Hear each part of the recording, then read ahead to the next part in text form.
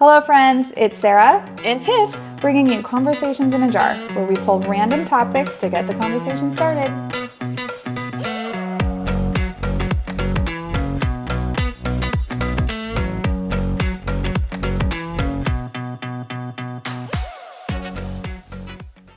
All right, Sarah, here's to another episode, and we are drinking none other than Zamosas.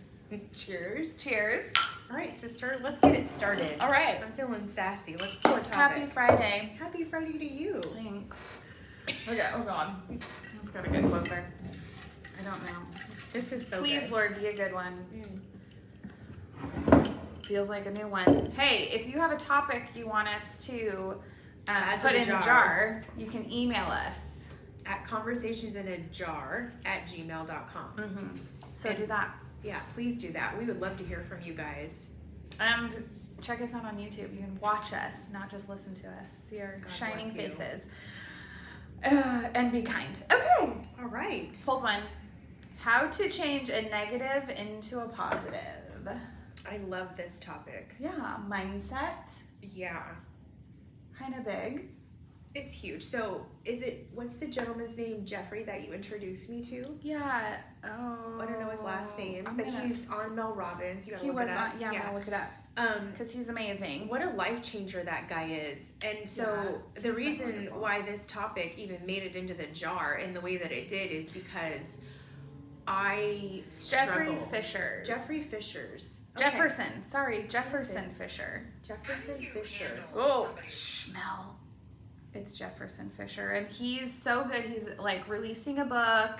Andy did a podcast. His parents were his first guests on his podcast. Oh, I just love him sweet. so much. He's the so try that and follow me, guy, on TikTok. If you I him. never knew who he was until I started sending you everything from him. had a really hard thing happen and continuously happen. There's a lot of negativity in our household, and so we try to change that. And Sarah was really good at introducing me to this gentleman. And I think for me, I need easy, Jefferson. not because I move fast all the time, but I want something that I can implement right away. And getting all convoluted and caught up in things isn't always the best thing, especially when you're in a negative situation trying to turn it into a positive. You want something fast and effective that you can remember and implement right away, and then start building that muscle of, this is how I'm going to start responding. Because you can't always be like a gangster bitch and want to fight every time someone says something. Definitely not in your house. Yeah. Doesn't agree with you. You can't always throw hands. No. Or It's not a productive way to deal with things. so, and there are people that you will come across in your life, whether it's your children or friends, that when they are feeling attacked or in a space, like I become an instant honey badger, and there's no consoling me. I'm just pissed, and you're going to hear all of the worst shit anyone could ever say about you. Oof. And that's rough. And at the end of the day, Do you get that way? Is that what you're saying? I can, absolutely. If you really strike a chord with me, you will fucking hear it. And a lot of times I don't even know why or what I'm saying. And I guess when you're not that cognizant about throwing ugly shit out there, then you need to be more cognizant of it, because it doesn't serve anybody. Yeah. And so that is why it's so important to have tools of how to change a negative situation into a positive, because you don't lose your power. And I don't mean being an alpha. I mean the power to still be kind in a situation that's trying to get you out of your kind comfort zone. One of my biggest pet peeves, and I will push a person away faster than they came into my life, is if they push my emotional comfort zone to where now I'm in a space where I want to throw hands, I want to throw shade. I'm just spewing all the things that you work so hard to not ever say to a human because they hurt so deeply. Yeah. So, okay, well, how do you change that negative into a positive? When you're in that, what's your first step? I know myself, if I get heated, I gotta step away and like collect myself. I was kind of crazy how when you start to go to therapy and you hear certain conversations like this, it's in the word. What you need to do is in the word. And I feel when negative happens, you need to pause. Positive pause. Yeah. And what's his name? Jefferson Fisher. What a regal name, Jefferson Fisher. We're coming for He's you. a lawyer. I think a defense lawyer. I think that's even more beautiful to hear from someone that has to operate in such a factual business, non-emotional area. His words are so kind. And even when people are being ugly so he gives advice on how to stay positive when people are being ugly towards you. You know? So one thing that we shared that night when I went to your house when I was a fucking wreck before Christmas, he does say you need to pause and you need to be quiet. When someone says something that's really shitty, you pause and you look at them and you let there be dead air. And then you repeat back to them what they said. And then you ask, did you mean to hurt me when you said that? What was your goal when you said that to me? Or asking them to repeat it. And repeat it back, right.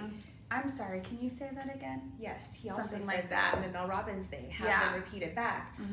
Well, it goes back to something that I've learned myself, only because it's a growth thing. Sometimes we need permission.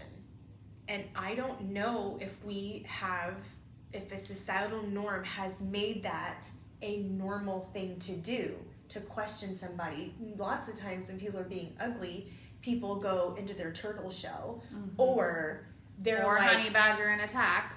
Yeah, or fire hose your ass. Yeah. Right? Right. That's our normal all go-to. our keyboard warriors and all that. Oh yeah, love the keyboard warriors. We love you, keep them coming. But exactly my point. So this guy allows you, he gives you the permission to say, you are more than welcome to ask them to repeat themselves. You are more than welcome to pause. You don't have to spew some dumb shit out right away. Yeah. You can think about it and you can let them know that it didn't, and obviously like that's just, it's so powerful. I don't know why, but sometimes when you hear this man speak about how he handles situations, I feel like these really big things that are thrown at us in life, they're always handled in such a simple way. Like we've always had the power all along to just pause and say, can you repeat that? Yeah. I think if in a like negative situation, maybe when it's not like maybe the market is bad or like something, you know what I mean? Like how do you change a negative, not necessarily an interaction with another person, but how do you change a specific thing into a positive? For me is one, it's all mindset, right? You have to like switch your brain from like focusing on the bad into what's positive, and that can be really hard doing that mind shift. And how I start that process is like pause, obviously. And then if I can't get out of that mindset, then it's like, okay, I have to name 3 things that I'm grateful for, right? That shifts you into a more positive mindset. And then I look at that negative thing and I'm like, what am I learning from this? Because if I know that I'm learning a lesson, then it is positive, because when I'm learning, I'm growing. That's growth. And to me, that makes it feel more purposeful if I'm growing from it. That's how I change a negative thing into a positive. I'm very similar. I always try to pause and think about the shitty situation. And first I try to let myself know that it's negative and you're making it about you. Why? That's the first thing. Why are you say that to yourself? To myself. Okay. Why are you making this about you? Okay. Is it actually about you? Yeah. I have to do that. It helps me figure out what piece of me is coming up and why. Where's your DNA in the situation? Yep, I get that. Is that 14-year-old girl popping up, that 21-year-old, that 32? Why do you feel upset or slid on? Okay. Then when most of the time I'm like, God, I don't really know. Yeah.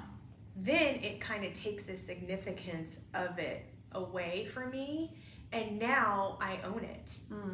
now I'm like, okay, if I don't know why I'm upset and I'm not figuring it out right away, it can't be that big of a deal. Yeah.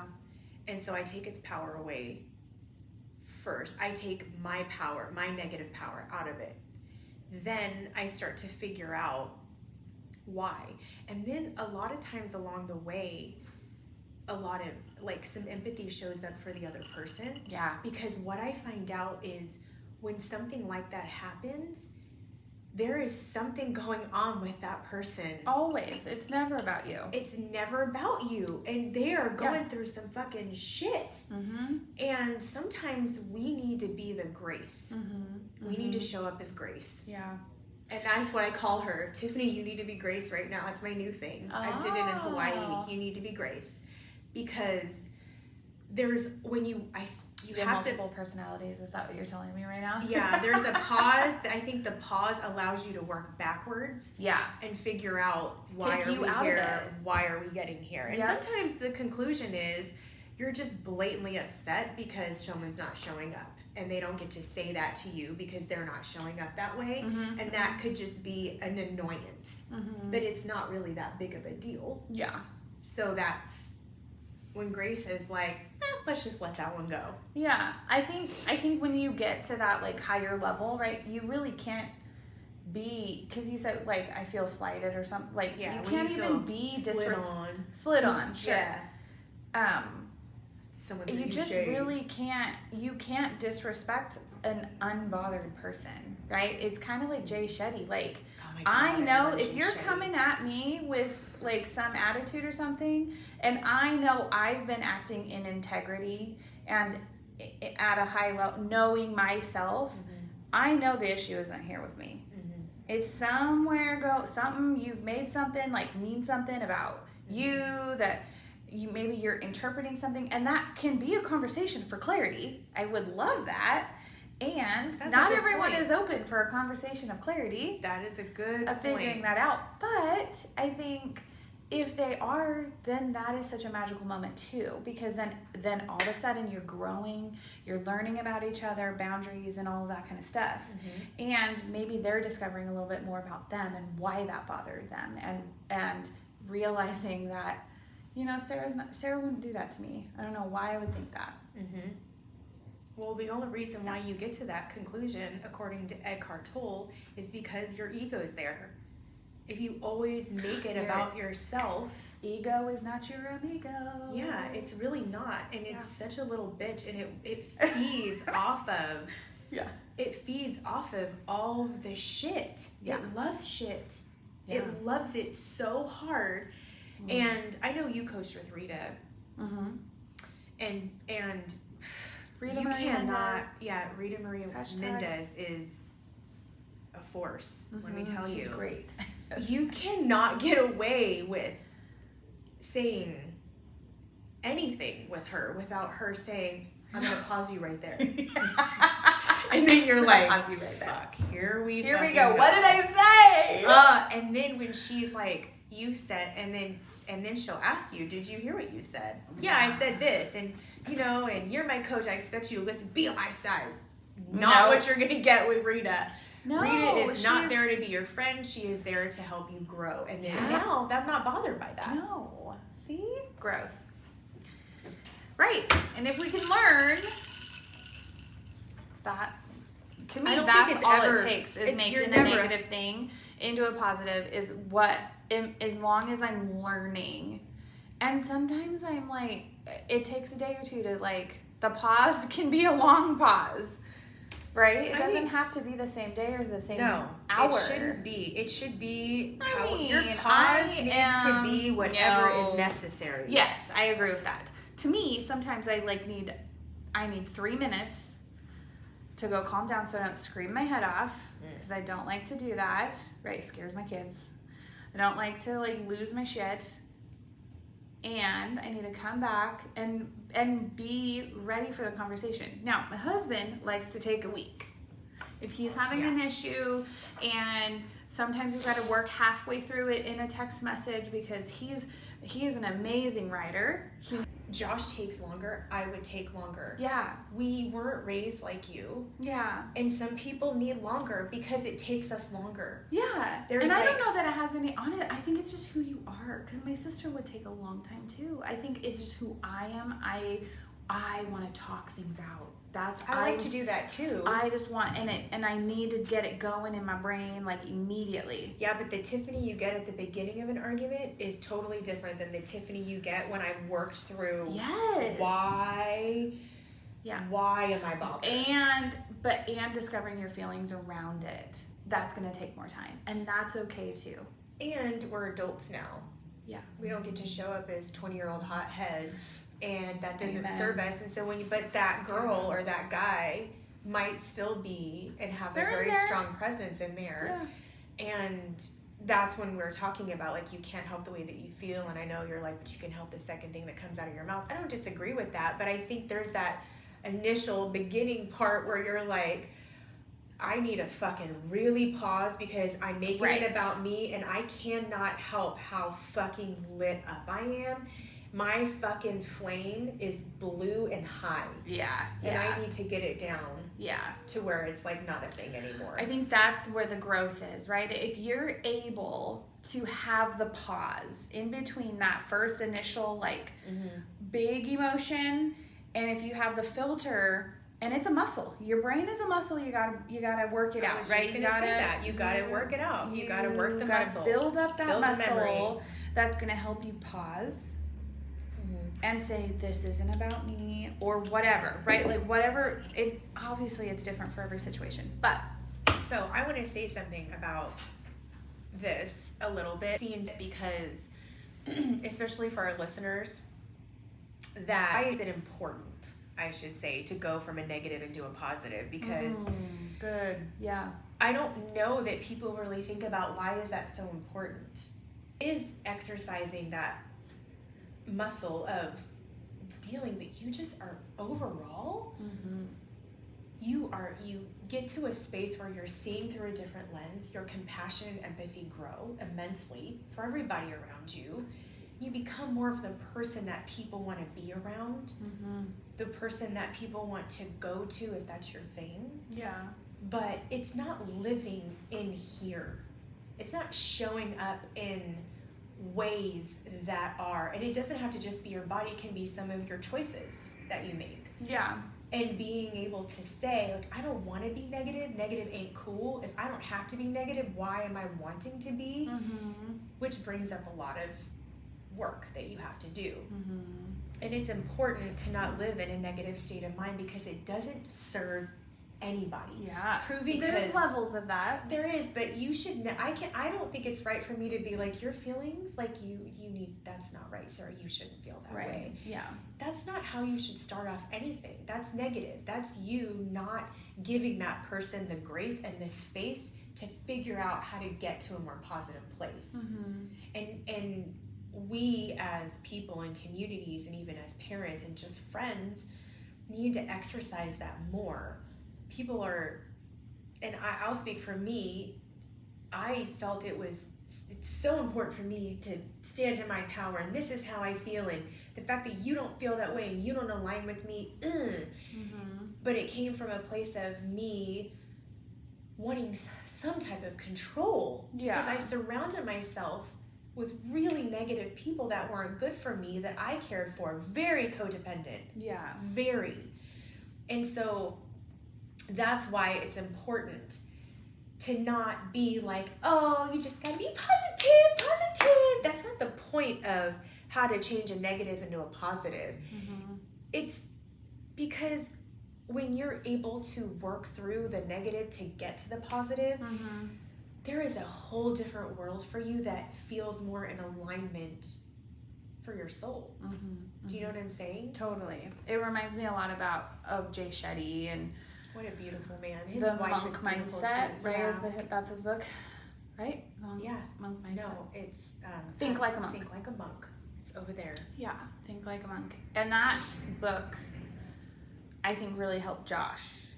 He read that a few months back and is then moving into more writing more and like that kind of stuff. So I think like you said, it takes some more time to like be in an alignment and move that energy into a more positive space. Yeah. But it's really, really, really worth the work.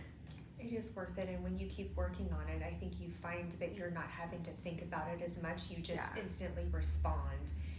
And so that's how to change a negative into a positive. I think we pause, we reassess. It's okay to take time. Yeah. And just live your best life. Live in that positive space. I agree. And drink samosas. Cheers. Cheers.